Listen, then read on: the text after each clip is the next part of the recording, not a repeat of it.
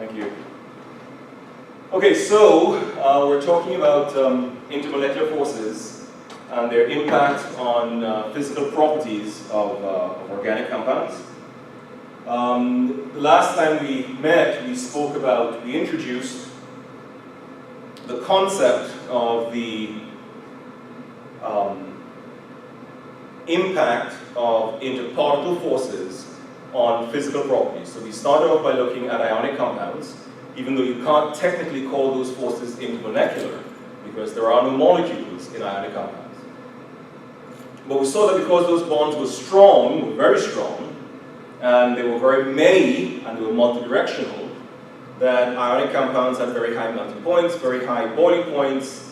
They were solid at room temperature, which essentially means that 25 degrees doesn't provide enough thermal energy to break the bonds. They were also crystalline, which is a consequence of them being, but them not being, they're crystalline in nature, which is a consequence of the bonds being very strong and multidirectional. We then introduced dipole-dipole bonds, which exist between polar molecules that have a net dipole moment. And we saw that those compounds were typically either liquids or gases at room temperature. And we started looking at a particular subset of intermolecular forces, of dipole-dipole forces, called hydrogen bonds. We did also do a sort of a cartoon understanding, a very simple understanding of what happens when a sample melts, and what happens when a sample boils. And we saw that essentially what those depend upon would be the nature of the bonds, and by that you look at the strength of the bonds, right, and the number of the bonds. So, well, really, I should rephrase that. Let's just say we're looking at the bonds, essentially looking at the nature or the strength of the bonds, and we look at the number of bonds. But then we also look at the mass of the substance. And just to remind you, the stronger the bonds, the more thermal energy you put in to break them, and that the melting point and the boiling point are measurements. They are proxies, if you will, for the amount of thermal energy you put in to do the phase change. So the stronger the bonds, the more energy you put in, the more energy you pay to break them, and therefore the higher is the melting point, the higher is the boiling point. Also, the more bonds you have to break, the more energy you have to spend, and therefore the melting point and the boiling point go up. Since fundamentally, phase change, solid to liquid, liquid to gas, involves an increase in motion, then the heavier the particle is, the more mass the particle has, the more thermal energy you have to put in to mobilize them. And again, since the melting point and the boiling point, the phase transition temperatures, are proxies for the amount of thermal energy, then as the mass goes up, the melting point and boiling point goes up. And we were looking at hydrogen bonds last day, and we described the hydrogen bond as a unique scenario in which we have H attached to X, where X is nitrogen, oxygen, and fluorine.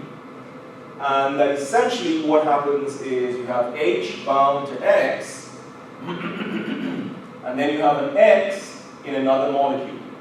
And the X will have a lone pair of electrons, and that this bond is the hydrogen bond.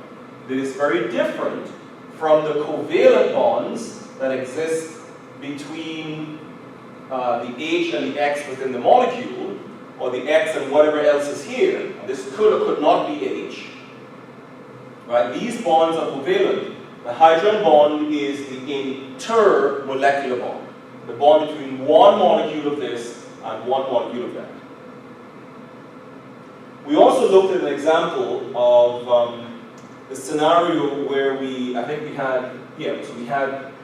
water, so we had a compound, we had the mass, and we had the boiling point. And we saw that water had a mass of 18, and this is grams per mole, of course. And this is boiling point in degrees Celsius. And water had the highest boiling point of the three we looked at. So there was water, there was methanol, which is a boiling point about 65 degrees. Sorry.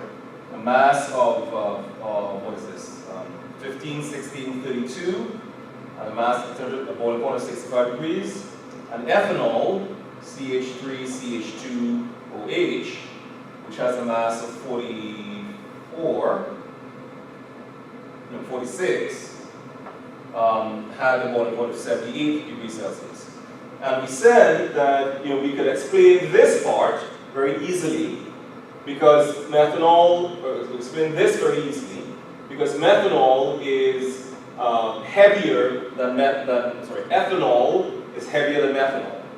So because it's heavier, if you remember what we're doing when we're boiling, is we're lifting molecule by molecule out of the liquid state. And the heavier the molecule is, the more thermal energy I must put in to lift it. So because I need more thermal energy to lift the heavier molecule, the boiling point is going to be high. Because the boiling point is a measure of the thermal energy I need. But that created a conflict because now methanol is heavier, almost twice as heavy as water, but its boiling point is low.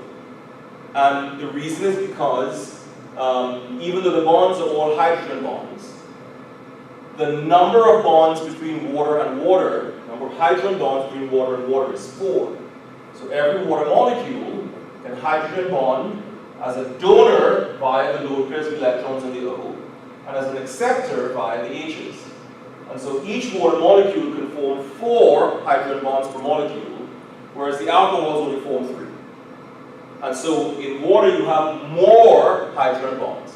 So the smaller mass, right? The smaller mass in water is not as big a factor as the fact that you have 4 hydrogen bonds versus 3 in the alcohols.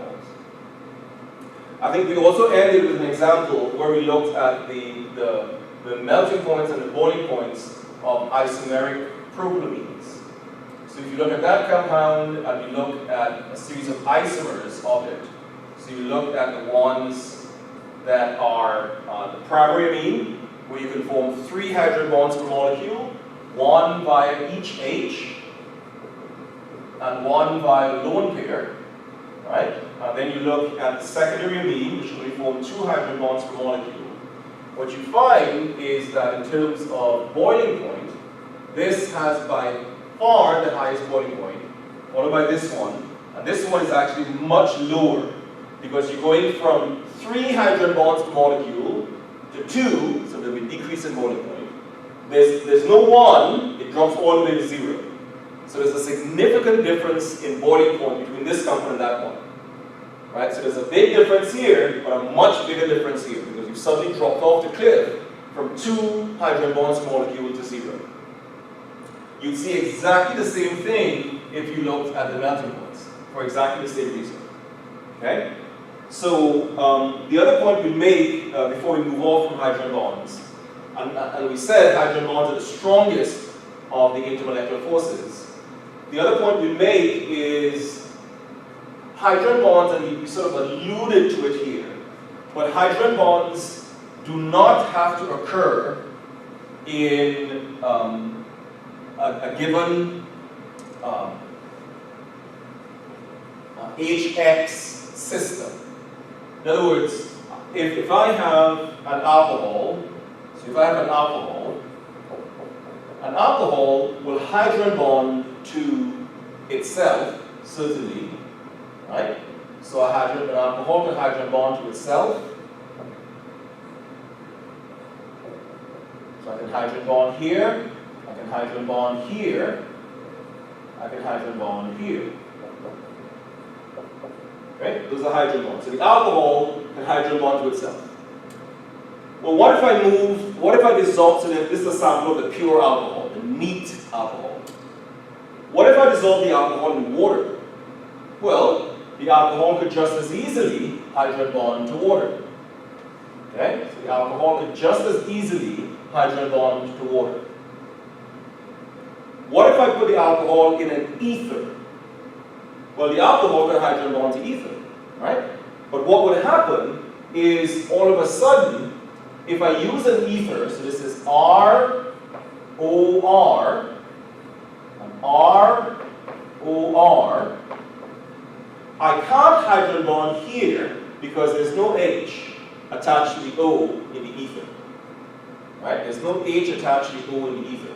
So I will have, there'll be a negative dipole on this O, and a positive dipole on those R's. So I'll have dipole-dipole bonds, but there won't be hydrogen bonds.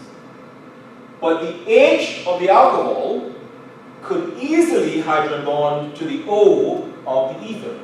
And that's my point about the hydrogen bond being a sandwich, right?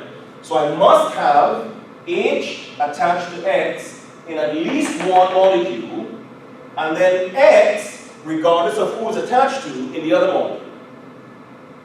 Right? Okay, so I must have an H attached to X, that's the requirement for the hydrogen bond.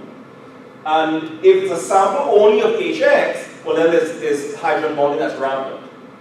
But if the other molecule has an X that does not have H on it, that doesn't mean I can't hydrogen bond. I will. But if you notice, whereas the alcohol could form 3 hydrogen bonds with other alcohols, it can only form 1 with the ether. So it will interact, it just won't interact as strongly because you don't have as many hydrogen bonds. So I can have hydrogen bonding between an alcohol and water, between alcohols and alcohols, and even between alcohols and ethers. So here's the next question. Can I have hydrogen bonding between one ether and another? In other words, if I made this a sample of the ether, is there any hydrogen bonding in the ether? And the answer is no, because I don't have H attached to X. Right? So I must have H attached to X for hydrogen bonding to exist. And again, the X is a very narrow menu, nitrogen, oxygen, fluorine. And we talked last lecture as to why those elements are special. So there will be interactions between these, but that interaction is just a dipole-dipole interaction, which we established last time is a much, much weaker interaction, usually by the order of 10 to 50 or so, than a hydrogen bond. Okay, so we've looked then, we sort of developed a hierarchy so far of bond strengths, right? So we talked about bonds that were, so you have hydrogen bonds are king, and then below them, so this is strength, and then below them are dipole bonds. There is a third type of intermolecular force that we have to recognize. And the best, or some of the best examples that illustrate it would be the following. If I take fluorine, fluorine is a gas at room temperature. Bromine is a colorless, is a volatile liquid at room temperature. Iodine is a volatile solid at room temperature. Iodine sublimes very easily. Now, what's interesting about this is all of those compounds are nonpolar. Right? All of those compounds are nonpolar. And the reason that's interesting is because we talked about this last time. We can divide our phases into 2 very broad classes, right? There are gases, and then there are condensed phases. And the condensed phases are broken up into liquids and solids. Okay? And how are they different? Well, then in the solid, right, my particles, I might have a block of the particles, and they're all sort of locked together in some sort of a lattice. Whereas in a liquid, right, the particles are actually sort of freer, and they can move about the liquid, right? They can swim about the liquid, but they are constrained to this space. There are residual bonds holding them in place. So So there are bonds in the solid that keep them in the solid phase in some sort of a crystalline type lattice, some sort of a lattice, doesn't necessarily be crystalline. And even when I melt it, they're still locked into the container because there are bonds that are holding them from escaping. Something is keeping them back from just running amok and flying to Fayetteville or to Little Rock. It's only when there are gases that there are no bonds between the particles, and they're free to do whatever they want. Okay? So the condensed phases are typified or result as a consequence of some bonds holding the particles in what we call the condensed phase, liquid or solid. Okay? Well, we said that all bonds in chemistry are electrostatic in nature, and we saw that was pretty obvious. With an ionic bond, it was a sodium plus against a Cl minus bond. With a dipole-dipole bond, you had molecules that had you had molecules that had for example, HCl. So you have a delta minus and a delta plus, and then there was another HCl. Right? So HCl with a delta plus and a delta minus. And so that interaction, right, between the swell of electron density and the electron pore region, that interaction is dipole-dipole, electrostatic. Okay? Even in the hydrogen bond, especially in the hydrogen bond, you have the unique scenario where the H, say bond to F, the F has a massive dipole, massive negative dipole, the H has a massive positive dipole, and those are magnified by the fact that those atoms are very small. So the concentration of charge on them is huge, so the force of attraction between them and the other dipole is very, very strong. But again, that is dipole-dipole, that is electrostatic in nature. The problem is, these molecules are non-polar, right? Because if it's difluorine, well, I would expect one fluorine to pull on the two electrons just as hard as the other fluorine. So my expectation is there are no dipoles in the fluorine molecule. None in the bromine, none in the iodine. In the absence of dipoles, there are no dipole-dipole attractions. If there are no dipole-dipole attractions, there are no bonds. If there are no bonds, how is it that these non-polar molecules can exist in the condensed phase? Right? Because the condensed phase suggests that there are bonds locking the particles in that phase, preventing them from escaping in the gas phase. So here's the question. Where does the bond come from? Because there must be a bond. We know that because there are things that are trapped in the condensed phase. So there must be some bond between one bromine molecule and the other bromine molecule, between one iodine molecule and the other iodine molecule. So what is that bond? Where does it come from? What is its origin? That's question one. And question two is, clearly, as we go from fluorine to bromine and bromine to iodine, going down the periodic table, the molecules are getting heavier. But we also notice that the bonds must be getting stronger, because fluorine is a gas, so the bonds between fluorine and fluorine must be pitifully weak. Bromine, which is heavier than fluorine, is a liquid, so those bonds must be stronger than in fluorine-fluorine. Iodine, which is heavier than bromine, is a solid, which means the bonds between iodine and iodine are stronger than between bromine and bromine. So beyond the question of where do these bonds originate, the other question is, why are they getting stronger as a molecule gets more massive? So there are two questions to ask and answer. One, what is the origin of the bond between non-polar molecules? And how do I know their bonds? Because the non-polar molecules can exist as liquids and solids. If you're in a condensed phase, there are bonds locking you in that phase, preventing you from escaping into the atmosphere. What are those bonds? That's question one. And why do they seem to get stronger as the molecule gets more massive? Is this unique to the halogens? Absolutely not. Right? So if I look, for example, at methane, which is a non-polar molecule, methane is a gas at room temperature. Okay? If I look at pentane, which is C5H12, that is a volatile liquid at room temperature. If I look at, say, C50H102, that is a solid at room temperature. So again, these are all hydrocarbons. They're non-polar. By definition, they're non-polar.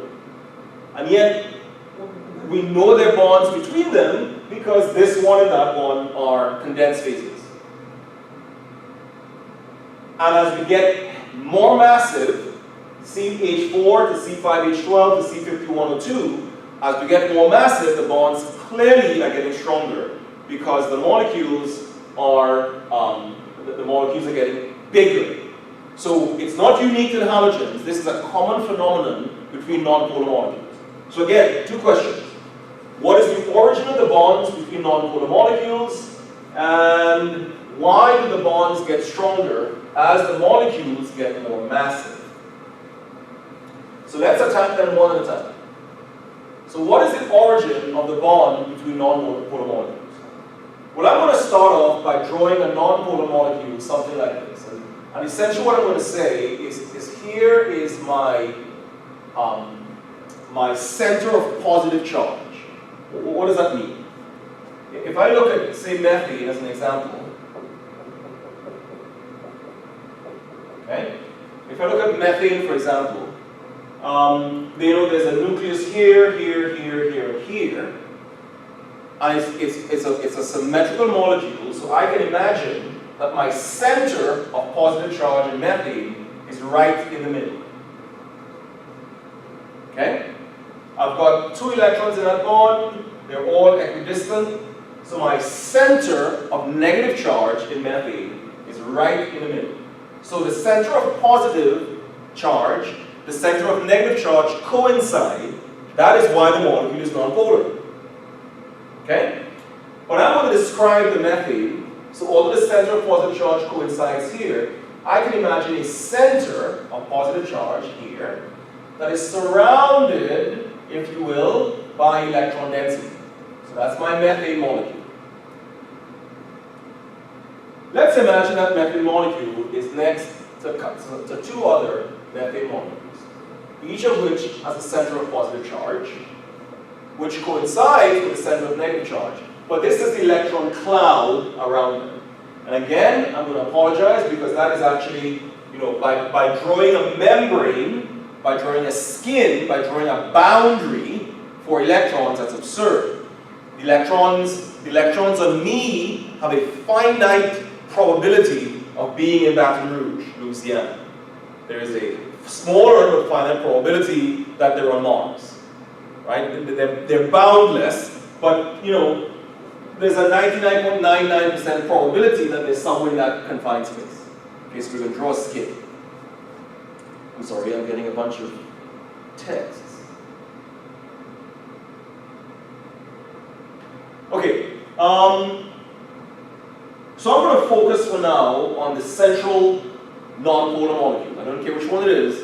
I'm going to focus on the central non-polar molecule. It could be methane, it could be iodine, pentane, I don't really care.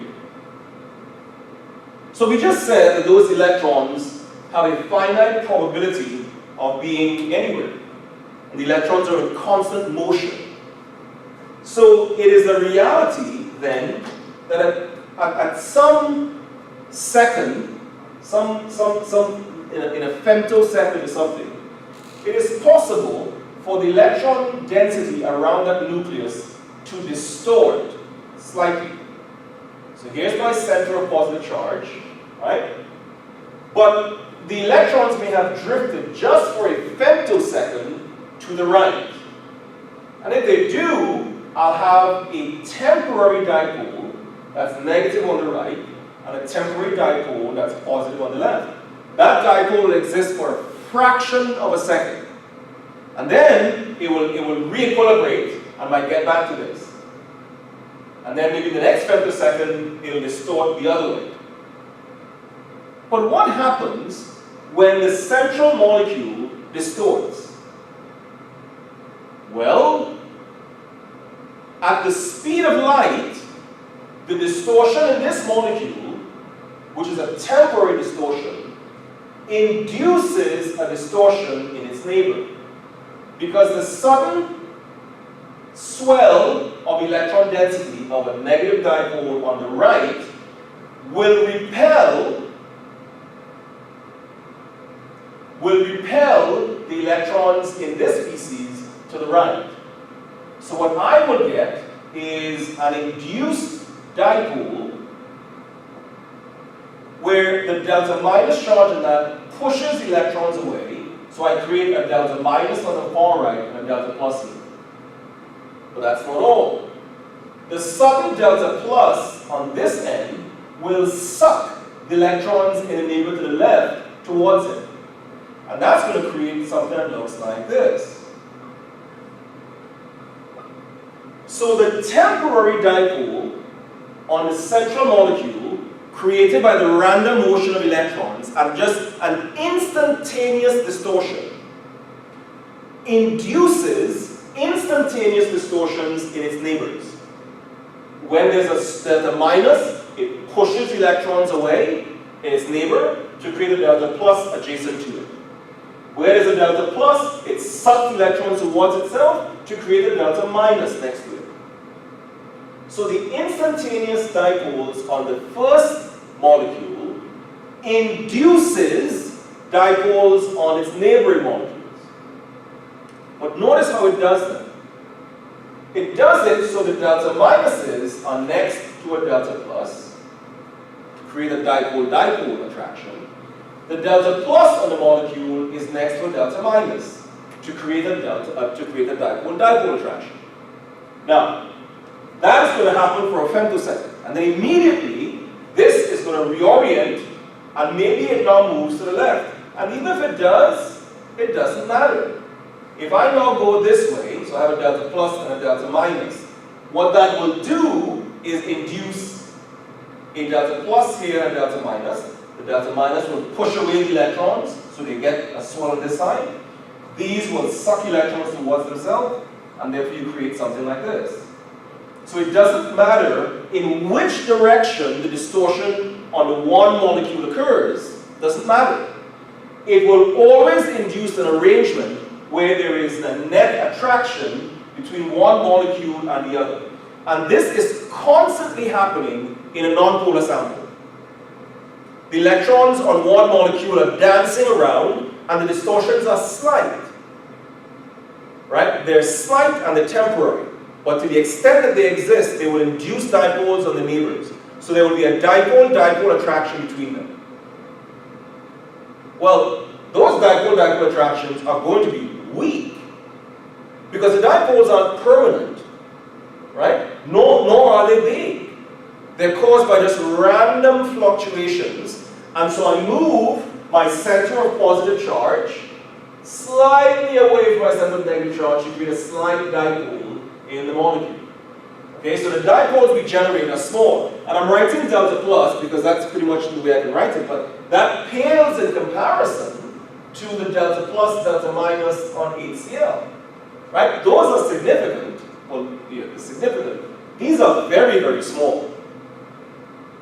But they're big enough that they can keep a sample in the liquid and solid phase. So first of all, what do we call these bonds? Well, they're called several things. They're called dispersion forces. Right? Some people call them London dispersion forces or London forces.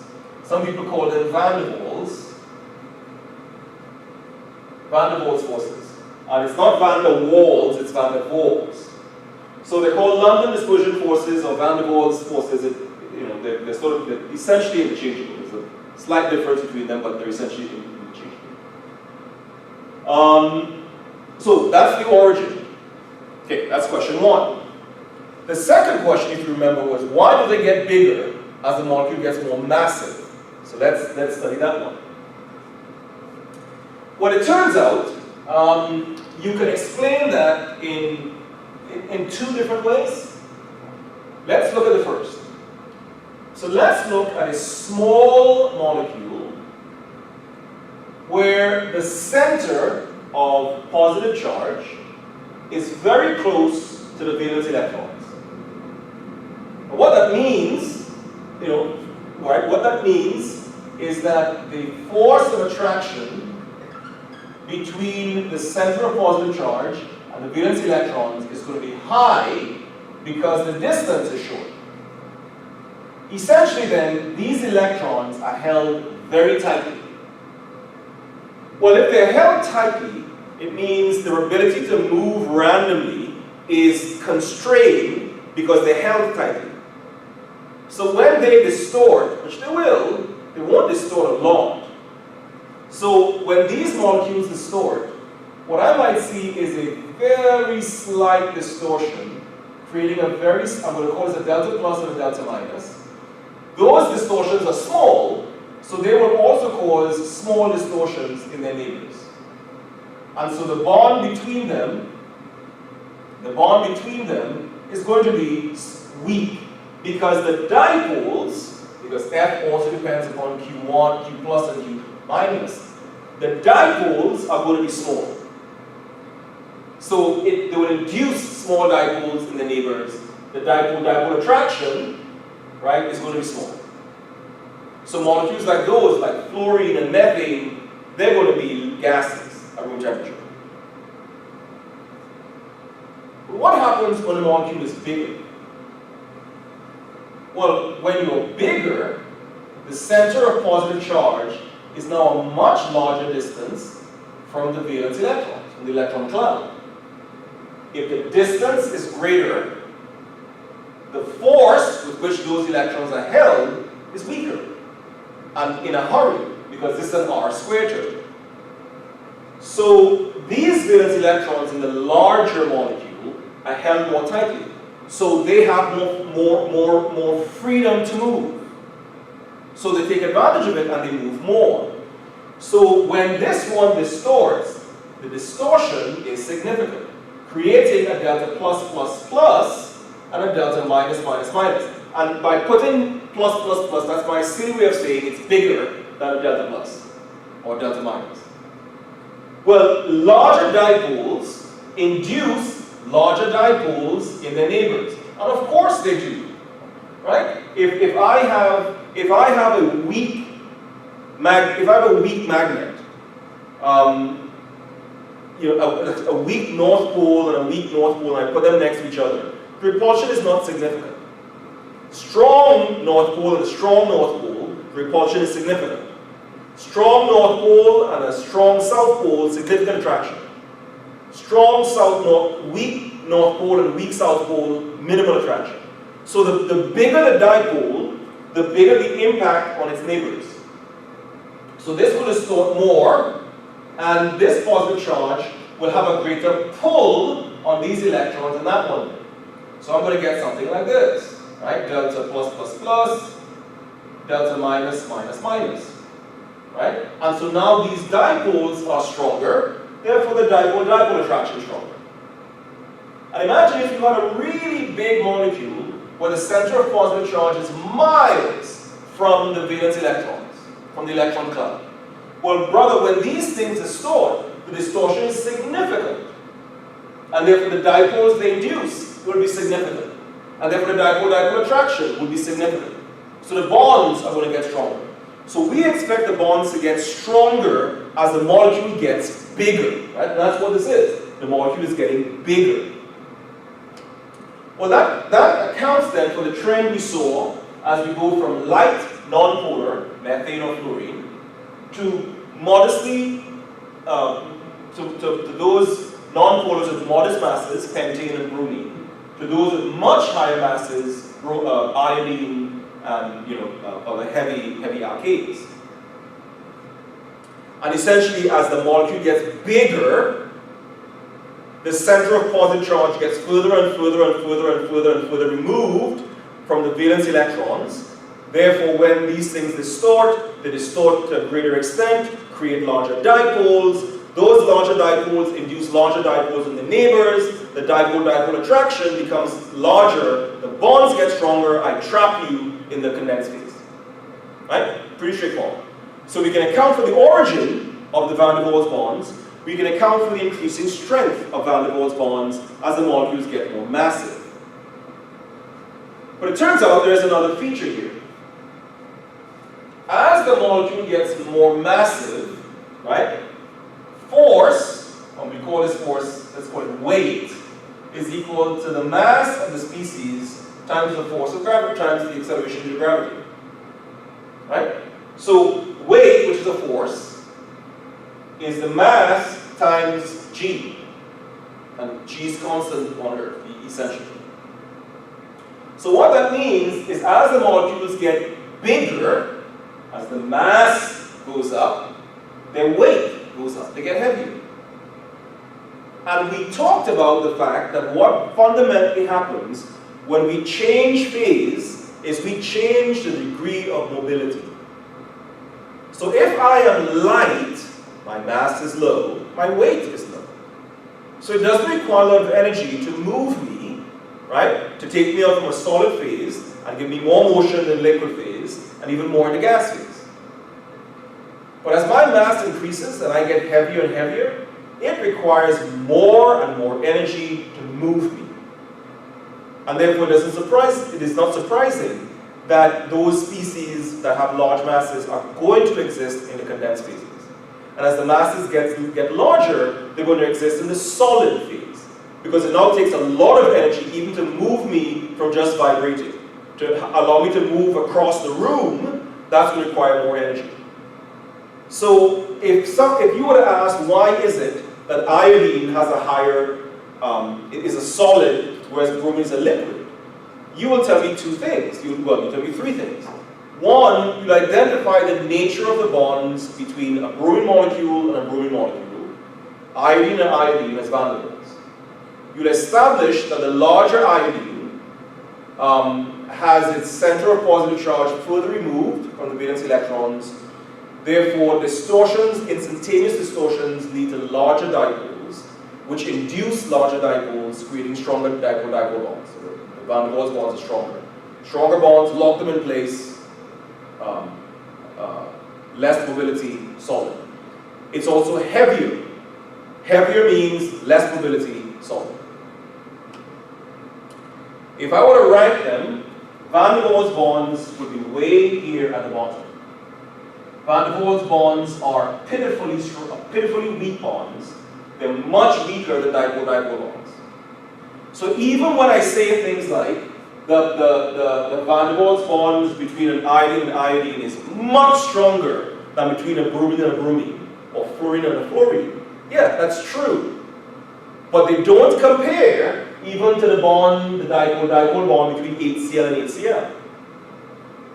Right? So, why is iodine a solid, but HCl is a gas, even though the HCl bonds are much stronger? Well, because iodine is heavy. Right? Remember now, it's the interplay of the bonds, the nature and number, and the mass. And if your mass is so high that it requires massive amounts of energy to move you, well, you're going to be a solid or a liquid. Okay? Okay. So what we're going to do now that we have a sense of those forces, right? Hydrogen bonds, van der Waals, and dipole-dipole, and really, if all things being equal, for you to be completely honest, all of the intermolecular forces are really dipole-dipole forces, right? So they're really versions of dipole-dipole. These are induced dipole bonds. And these are, so they're really a subset of dipole-dipole. And hydrogen bonds are another subset where it's a unique set of atoms, H attached to N, O, or F. And there are particular reasons why that happens, because H is exceedingly small, N, O, and F are the smallest, very electronegative elements, all have lone pairs, blah, blah, blah, blah, blah. We explained that in the last lecture. We had introduced a molecular picture of what happens during certain physical changes. We talked about it in terms of melting point, And we detailed, you know, in a sense, what happens when the sample melts, what happens when the sample boils, and so on. And we used our understanding of the intermolecular forces to explain the impact on phase transition temperatures. So I would expect all things being equal, that if, for example, if I were to get 3 compounds of similar masses, one that is hydrogen bonding, one that is dipole-dipole bonding, and one that's van der Waals, this will have the highest melting point and the highest boiling point. This will be intermediate, that will be lowest. Right? And that is actually borne out in practice. But there are other physical properties beyond melting point and boiling point. So let's look at a couple. So we've done a pretty good job with the phase transition temperatures.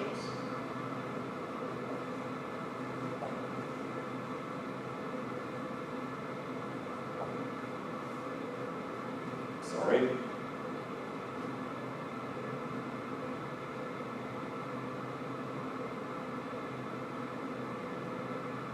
But we've done a pretty good job with talking about phase transition temperatures.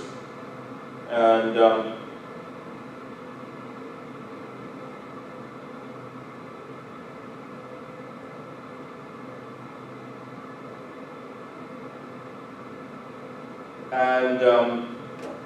let's look at some of the other, my apologies.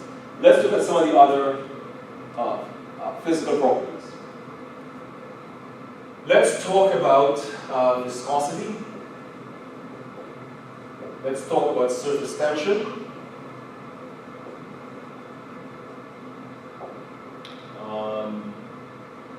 Let's talk about solubility.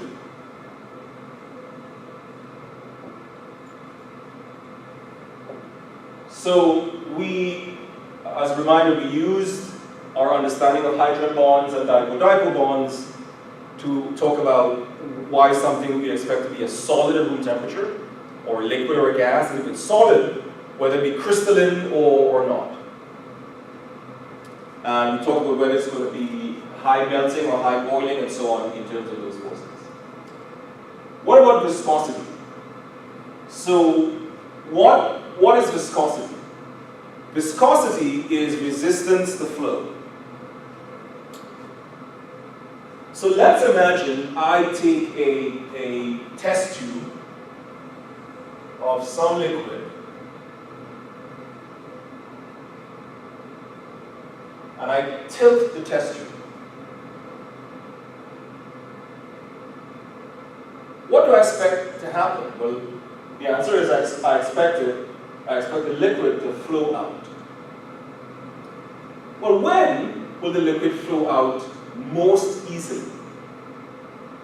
And the answer is, well, if I'm dealing, so let's say these are the layers of the liquid. These are layers of the liquid, okay? If the molecules of the liquid are held in place by weak bonds, if these bonds are weak, then the slippage of one layer past the other would be pretty easy. I'd expect it to flow very easily. So if the bonds are weak, right, look at the bonds in terms of the nature of the bond. In other words, is it hydrogen bond, dipole, or van der Waals? Strong, modest, weak. But I'm also going to look at the number of bonds. Right? If the bonds between the molecules are many, then they'll be held in place more than if the bonds are weak, and then if the number of bonds is low. Right? Obviously, if there's only one bond between me and my neighbor, well, that's relatively easily overcome. But if there's 3 or 4, that's more difficult to overcome. It also depends upon the mass. If the molecules are heavy, if they're sluggish, right? If they're heavy, they're going to be hard to move. and so they won't move easily. So a low molecular weight van der Waals bonded compound has very little viscosity. Right? If it's low molecular weight, its mass is low. If it's van der Waals, well, then the bonds are weak. And so that's going to, one layer will just slide past the other with little or no resistance to flow. In other words, low viscosity. On the other hand, if I had a molecule that had a modest mass, a high mass for example, and many hydrogen bonds, well, that's not going to flow very easily. Because if I'm heavy, then I'm already sluggish when I'm moving. If I have hydrogen bonds, those bonds are strong, and if there are many of them, well, the motion of one molecule past the other is not going to be easy. The molecules are going to be holding on to each other, not allowing one to move at all, or to move very. It'll be sabotaging its motion, and I'll see that as sluggish pole. I'll interpret that in the bulk property as viscosity. So let's look. Suppose I take this compound. 1, 2, 3, 4, 5, 6. This is hexane. And I take this compound. 1, 2, 3. Sure. Why don't I just pick this one? 1, 2. So I'm going to take this compound. This compound is called glycerol. That's a trivial name for it. Technically, it would be propane 1, 2, 3 triol. So this is C6H14. So that's 72, 82, 86. So the molar mass is 86 grams per mole. This is C3H 2, 4, 6, 8, O3. So 1, 3, 4, 5, 7, 8. So this is 36. Oh, C6. Yeah.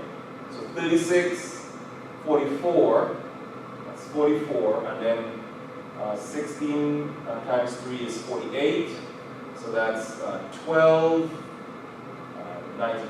So that's the molar mass here is 92. So essentially then, there's a very small, or an 8% difference in mass between these two compounds. So they're close. Who is more viscous? We're going to say the difference in mass here is not particularly large. So mass is not an issue. And in fact, what I could do, even in this case, I could actually take off one of these OHs and just make this compound. It has 2. So if I do that, this becomes C3, H3, 4, 5, 7, 8, O2. So 3, 4, 5, 7, 8, O2. So this is 36, that's 44, and 32, so that's 76. Oh, so it really doesn't make a big difference, but whatever. So, yeah, it doesn't make a big difference. So, if I as well, I'm just going to keep my first one. This is 92. Doesn't make a big difference. Okay, so if I look, so the masses are similar, right? We're not too worried about the masses.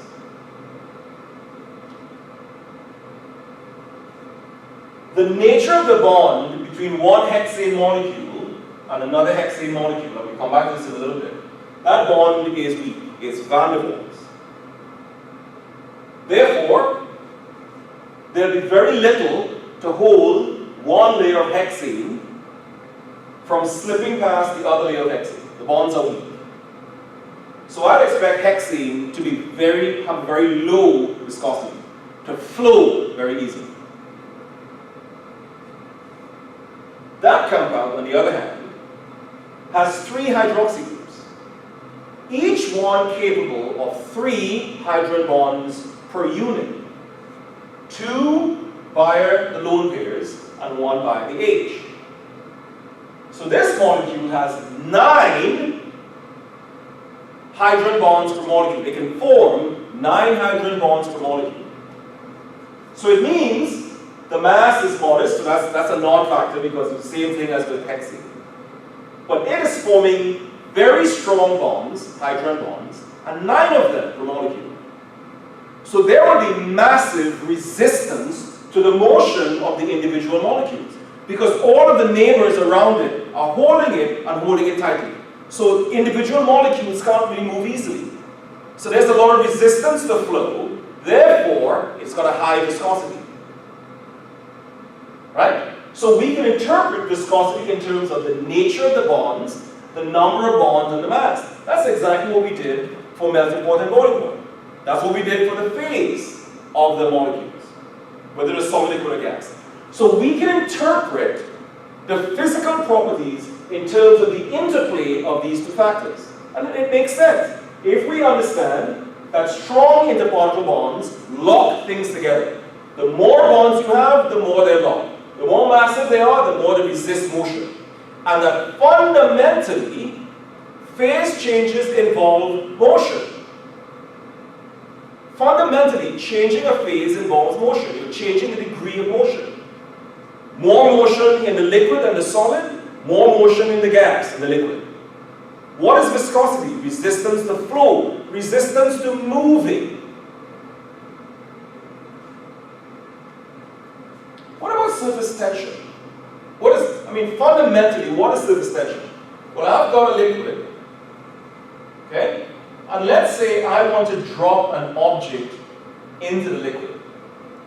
What do I want to happen? I want the surface to part to allow the solid through. Right, so here's my solid, here's my object. I want the surface of the liquid to part to allow the liquid in.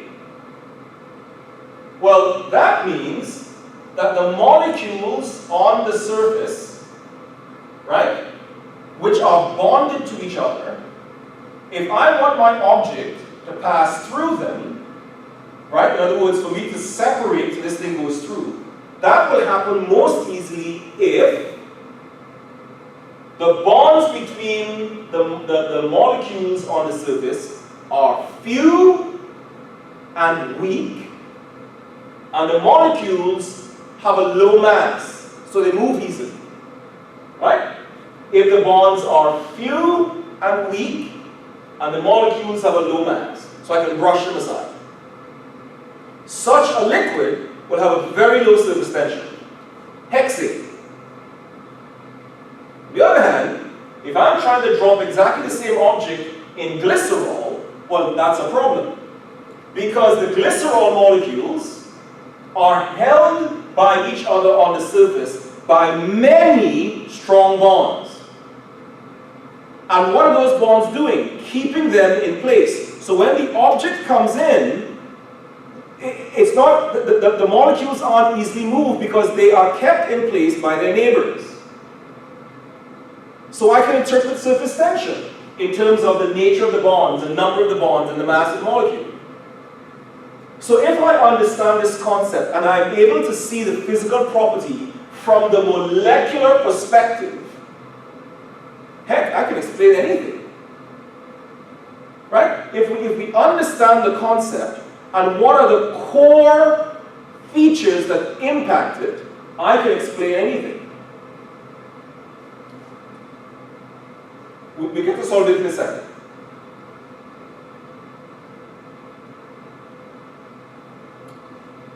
So if I have so if I want to have so if I want to have a lubricant, so I have an engine that has lots of moving metal pieces. And I want to make sure the metal pieces make contact with each other, right? And I want to make sure that the metal doesn't grind against itself and cause wear and tear. So I want to add a lubricant to make sure that the life of the engine is prolonged. And I give you a choice. I'm going to give you a choice of water. I'm going to give you a choice of glycerol. I'm going to give you a choice of hexane.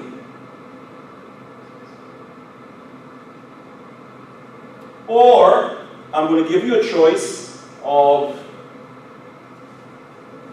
let's say, this liquid. Right? Let's say that liquid. Right? So 1, 2, 3, 4, 5, 6, 7, 8, 9, 10, 11, 12. So this is dodecane. So let's say those are the 4 things you have access to. Which of those would I use? Okay? Which of those would I use as a potential lubricant? Well, the first 2 candidates are hydrogen bonding. One of them much more so than the other. 4 bonds per molecule, 9 bonds per molecule. Which do I want to use any one of those? First question is first. Well, what property should a lubricant have? It has to allow one of my metal pieces to rub past the other metal piece. It has to facilitate that. Well, if the liquid between them has strong interparticle forces, what they will do is won't allow slippage, right? Because that's what I'm trying to do, right? So when I do this, there is a tiny set of layers of liquid between one face of the moving metal part and the other face. There are layers of liquid between them.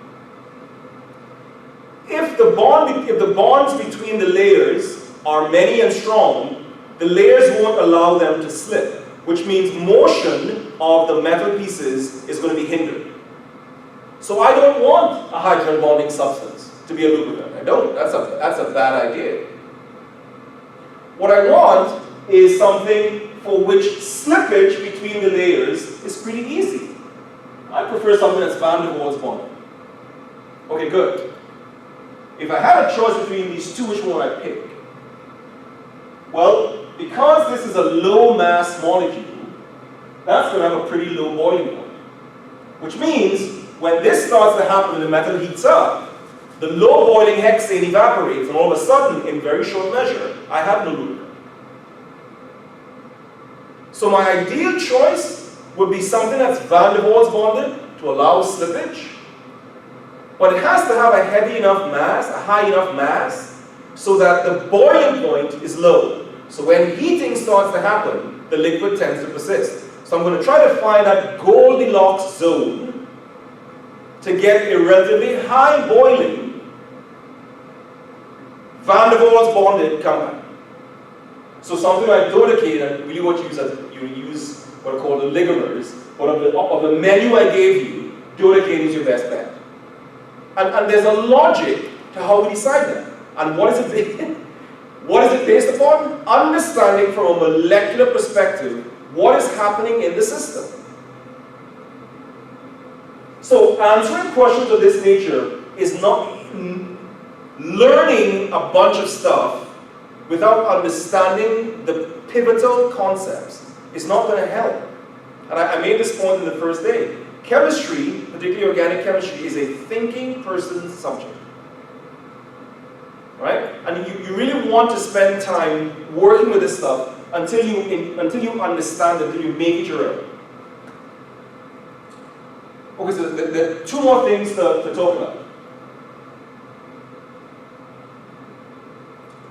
And before I get to solubility, so we've talked about surface tension, we talked about lubrication as well.